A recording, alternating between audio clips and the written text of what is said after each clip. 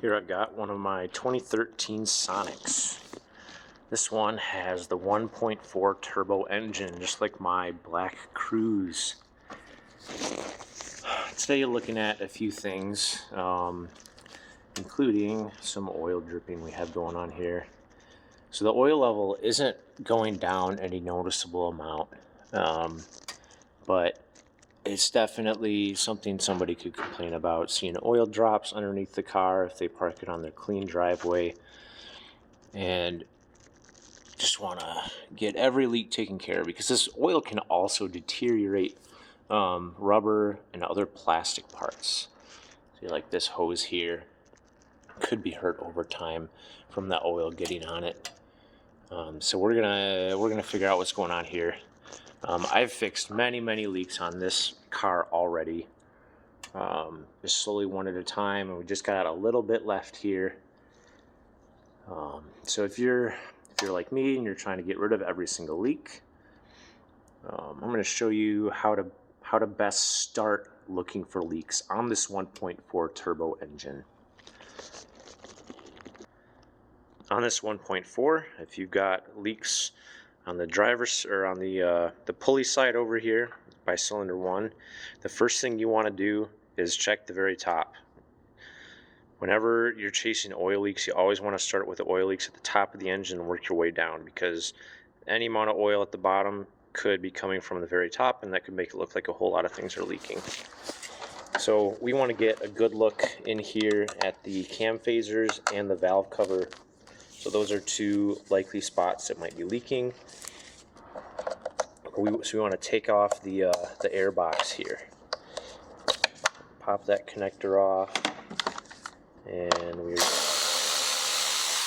this hose loose.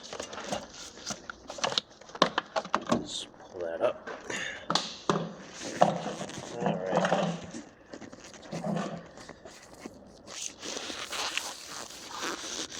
Coming in here. All right, so it looks like we are dry up here where the valve cover seals. So we are likely good on the valve cover. It's all wet down here right beneath the cam phaser. This whole piece is one piece. Now, when you're going to mess with either the valve cover or the cam phasers, you want to make sure that these threads in the head are not stripped out. If they are, you're going to want to get an M6 thread repair kit. I've got another video on how to do that, but I'm going to show you right now how to check if you need that. So what you'll do, these 5 bolts here are the ones you need to focus the most on. So what you'll do is loosen each one about a full turn and then tighten it back up. The torque spec is roughly 80 inch-pounds, plus or minus maybe 5. I don't remember the exact number, but about 80 inch-pounds, a little more, a little less, isn't going to hurt. And try to retorque them down. If they tighten well, then you know your threads aren't damaged. And these bolts for the cam phasers are, I'm sorry, I keep saying cam phasers, but these are the cam magnets, the cam phaser adjusters. The cam phaser magnets.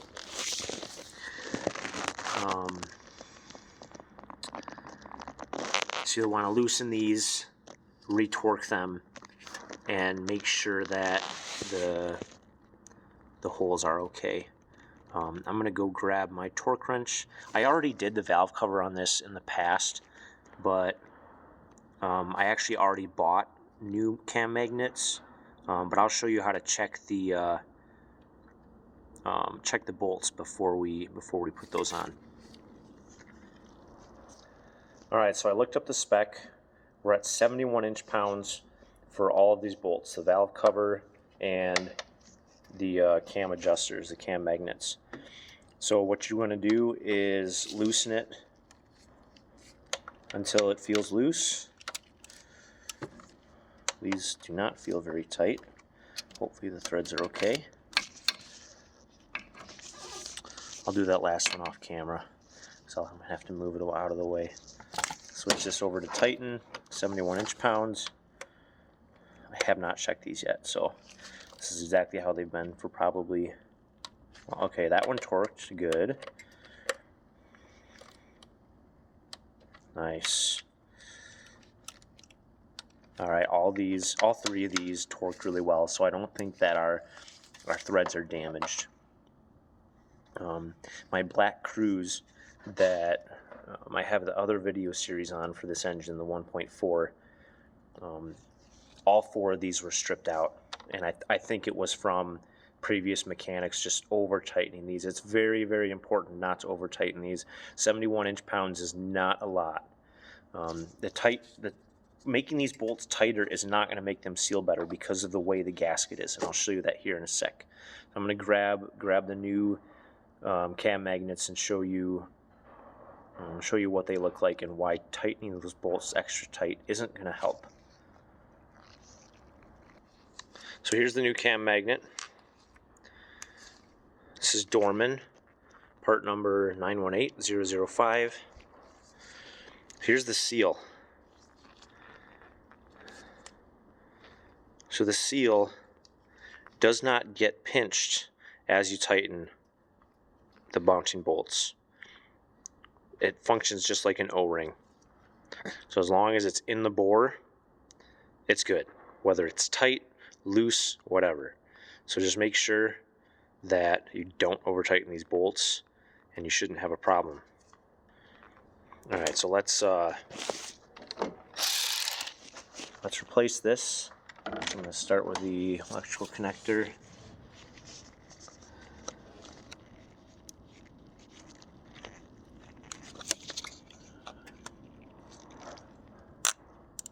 There we go.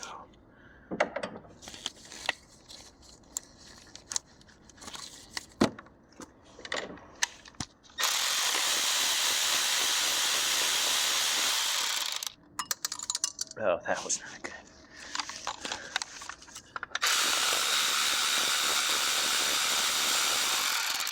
I'm just going to drop the other one.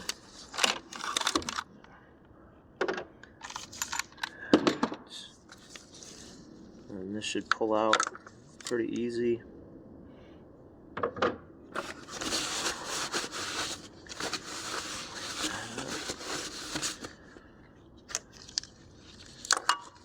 Stick the new one in.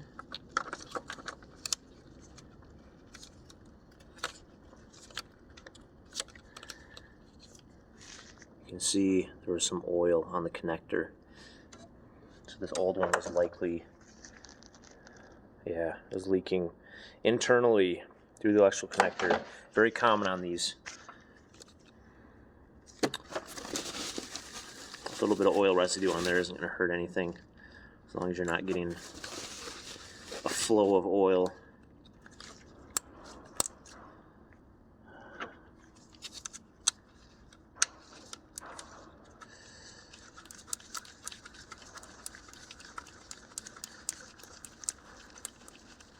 We have no damage to the threads here. I can tighten it almost all the way by hand. Very healthy threads. I don't want to use my electric ratchet tightening this because it's very easy to strip them out. That thing is way too strong. Putting the socket back on the torque wrench.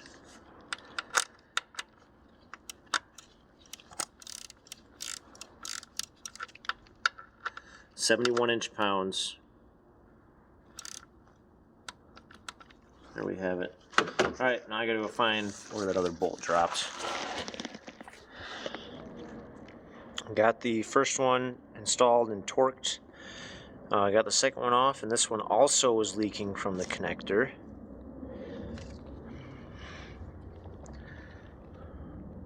This one's really hot. There's also a lot of oil outside of the O-ring. That one may have been leaking from the O-ring too. So we're gonna scrub this down.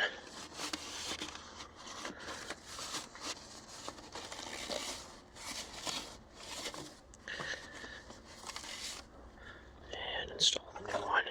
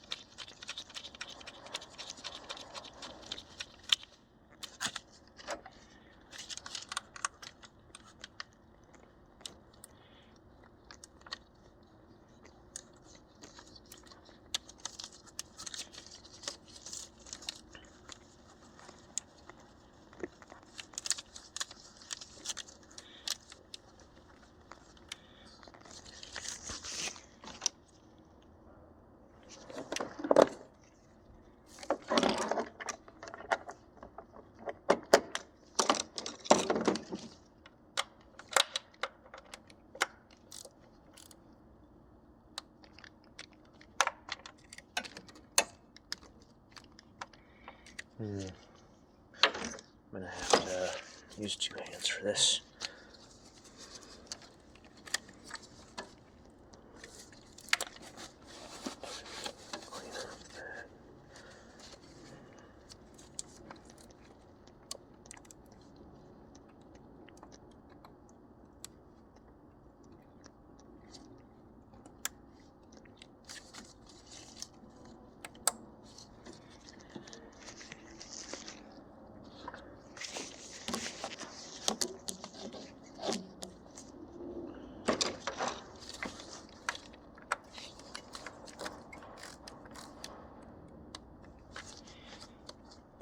There we go.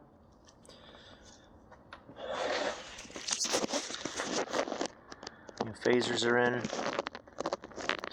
going to spray some cleaner in there. And yeah, we'll see if we get any more oil drippage down there after cleaning everything off and driving for a while.